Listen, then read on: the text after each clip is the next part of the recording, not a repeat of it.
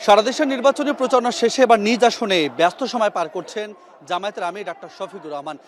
এই মুহূর্তে তিনি তার নিজ আসনের কাফরুল এলাকায় তার নির্বাচনী যে প্রচারণা সেই প্রচারণায় অংশ নিয়েছেন এবং এখানে তিনি প্রত্যেকটি স্থানে গিয়ে সাধারণ মানুষের সঙ্গে কথা বলছেন।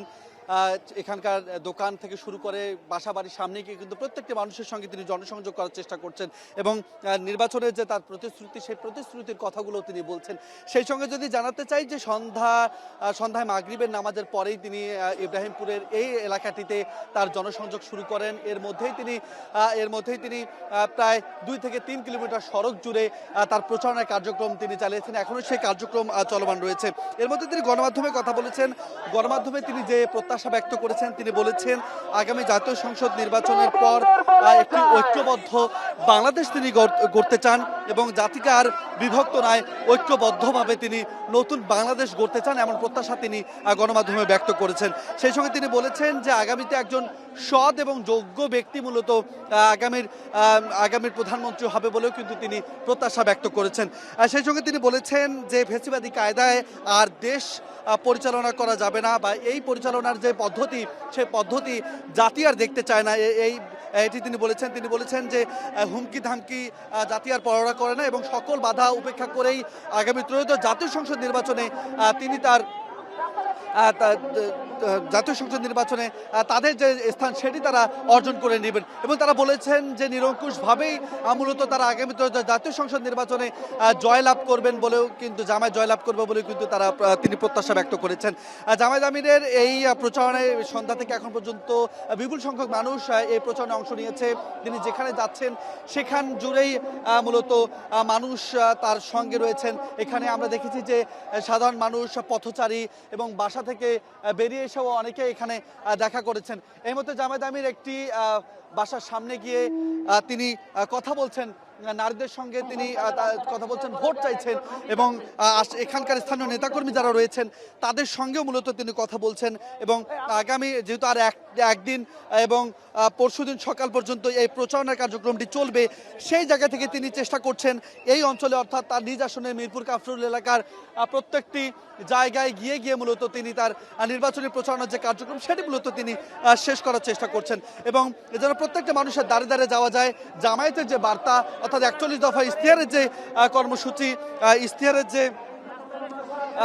বার্তা এবং যে 26টি বিষয়কে অগ্রাধিকার দেওয়া হয়েছে সেই বিষয়গুলো কিন্তু তিনি চেষ্টা করছেন তুলে ধরতে। একই সঙ্গে তিনি এই নির্বাচনের পাশাপাশি গণভোটও হ্যায়ের পক্ষে ভোট চাইছেন। অর্থাৎ এই নির্বাচনে তিনি যেমনটি বলছেন যে আগামীতে জামায়াত নিরঙ্কুশভাবে তা জয়লাভ করবে এবং এই জয় মূলত শুধুমাত্র জামায়াতের জয় নয়, 18 কোটি মানুষের জয় হবে, এমন প্রত্যাশাও কিন্তু তিনি ব্যক্ত করেছেন।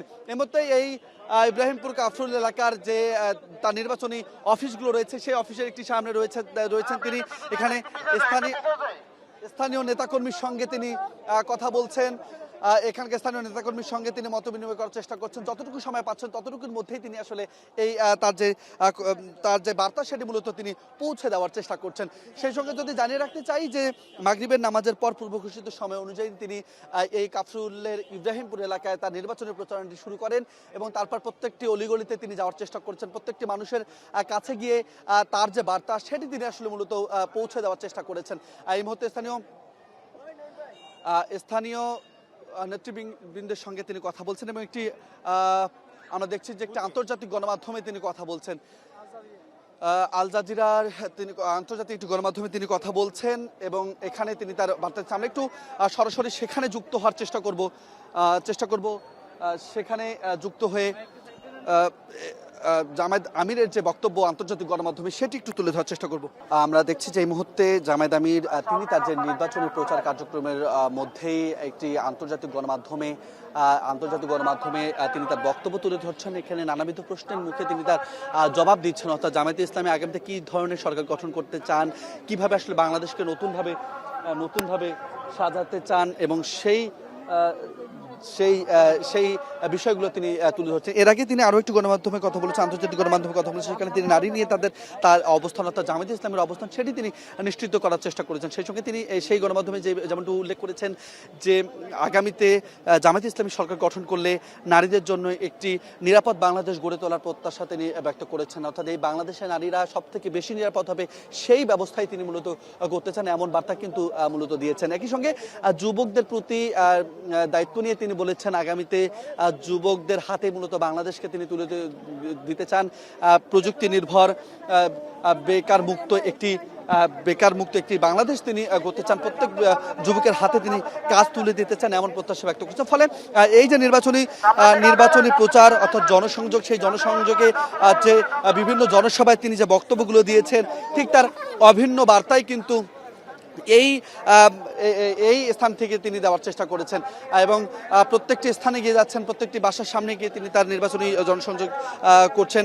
জানিয়ে রাখতে চাই যে এর আগে তিনি উত্তরাঞ্চল থেকে তার জামায়াতের নির্বাচনী প্রচারণাটি শুরু করেছিলেন এবং গতকাল সিলেটে মূলত তার সেই নির্বাচনী সারা দেশের যে নির্বাচনী প্রচার সেই প্রচারের কার্যক্রম শেষ করেছেন এবং আজ থেকে তিনি তার নিজ আসনে এবং আগামীকাল পর্যন্ত তার নিজ আসনের যে নির্বাচনী প্রচারণা সেই প্রচারণা তিনি করবেন এবং আজকে তিনি সেই প্রচারের অংশ হিসেবে অর্থাৎ আগামী 2 দিন যে প্রচার করবেন তার নিজ আসনে সেই অংশ হিসেবে কিন্তু তিনি আজকে বেরিয়েছেন এবং সন্ধ্যা থেকে তিনি তার নিজস্ব এলাকার প্রত্যেকটি অঞ্চলে গিয়ে কথা বলার চেষ্টা করছেন। অর্থাৎ মিরপুর কাফরুলের ইব্রাহিমপুর এলাকার যে পুরো এলাকাটি রয়েছে সেই এলাকাটি জুড়ে তিনি তার নির্বাচনী প্রচারটি চালাচ্ছেন এবং এখানে প্রত্যেকটি দলমত নির্বিশেষে সকল মানুষের কাছে গিয়ে তিনি তার ভোট চাইছেন, গণভোটে হ্যায়ের পক্ষে তিনি ভোট চাইছেন এবং আমরা দেখেছি যে বেশ কয়েকটি বিএনপির প্রার্থী শফিকুল ইসলাম খানের যে অফিস রয়েছে নির্বাচনী অফিস, সেই অফিসে গিয়েও তিনি ভোট চেয়েছেন। অর্থাৎ তিনি যেমন একই সঙ্গে ভোট চাইছেন তেমনি ঐক্যবদ্ধ বাংলাদেশ গড়ার জন্য আহ্বান জানাচ্ছেন এবং একই সঙ্গে তিনি বলছেন যে আগামীতে জাতিকে বিভক্ত নয়, জাতিকে নতুন করে গড়ে তুলতে চান তিনি। নতুন বাংলাদেশ বিনির্মাণের যে স্বপ্ন জাতি দীর্ঘ 54 বছরে দেখে এসেছেন সেই স্বপ্ন মূলত বাস্তবায়নের লক্ষ্যেই জামায়াত কাজ করবে এবং আগামীতে সরকার গঠন করলে সেই বাংলাদেশ গড়বেন বলে কিন্তু তিনি দৃঢ়ভাবে জানাচ্ছেন। আমরা এই মুহূর্তে দেখছি যে নির্বাচনী প্রচারণার অংশ হিসেবে তিনি এগিয়ে আসছেন এবং চায়ের দোকান থেকে শুরু করে হোটেল থেকে শুরু করে অন্যান্য সব জায়গায় মূলত তিনি যাচ্ছেন। অর্থাৎ প্রত্যেকটি মানুষের সাথে তিনি তার যে সংযোগ সেটি তিনি স্থাপন করার চেষ্টা করছেন এবং দেখছেন যে দাঁড়িয়ে তিনি কথা বলছেন, বিশেষ করে মা বোন নারীদের প্রতি তার যে অঙ্গীকার সেই অঙ্গীকারের জায়গা থেকে তিনি তার বক্তব্য স্পষ্ট করছেন। শিশুদের সঙ্গে তিনি কুশল বিনিময় করছেন, সকলের সঙ্গে তিনি চেষ্টা করছেন যাতে করে নতুন করে বাংলাদেশকে নতুন বাংলাদেশ বিনির্মাণের যে স্বপ্ন মূলত তিনি দেখিয়েছেন দীর্ঘ সময় ধরে, সেই স্বপ্নের কথাটি আজও তিনি বলছেন অভিন্নভাবে। জানিয়ে রাখতে চাই যে দীর্ঘ 15 দিনের বেশি সময় ধরে এই নির্বাচনী প্রচার কার্যক্রম চলছে এবং এই প্রচার কার্যক্রমের মধ্যে দেশের বেশ কয়েকটি বিভাগ এবং জেলায় জামায়াত আমির গিয়েছেন এবং নির্বাচনী জনসভায় বক্তব্য রেখেছেন। ঠিক সেই জনসভাগুলোতে যে ধরনের বক্তব্য তিনি দিয়েছেন, নতুন বাংলাদেশের যে বার্তা তিনি দিতে চেয়েছেন, একই সঙ্গে পুরো দেশকে নতুন করে সাজানোর যে কর্মপরিকল্পনা জামায়াতে রয়েছে সেই বিষয়গুলো যেমন তিনি তুলে ধরেছেন, আজকেও কিন্তু তার জনসংযোগে তিনি একই বার্তা তুলে ধরেছেন। অর্থাৎ সন্ধ্যা থেকে এশার ওয়াক্ত পর্যন্ত তিনি তার নির্বাচনী যে প্রচার সেটি চালিয়েছেন। এই মুহূর্তে তিনি এই ইব্রাহিমপুরের একটি জামে মসজিদে নামাজ আদায় করবেন এবং নামাজ আদায় শেষে মূলত তিনি আবারও জনসংযোগ করবেন বলে কিন্তু আমরা জানতে পেরেছি এবং এই মুহূর্তে দেখছেন যে তিনি ঠিক মসজিদের প্রবেশ দ্বারে রয়েছে এবং এখানেই তিনি মূলত এই মুহূর্তে বিরতি নেবেন তার নির্বাচনী জনসংযোগে এবং কিছু নামাজের পরে আবারও তিনি জনসংযোগ করবেন বলে কিন্তু আমরা জানতে পেরেছি। এই ছিল আসলে এখন পর্যন্ত জামায়াত আমিরের নির্বাচনী প্রচারণার সর্বশেষ তথ্য।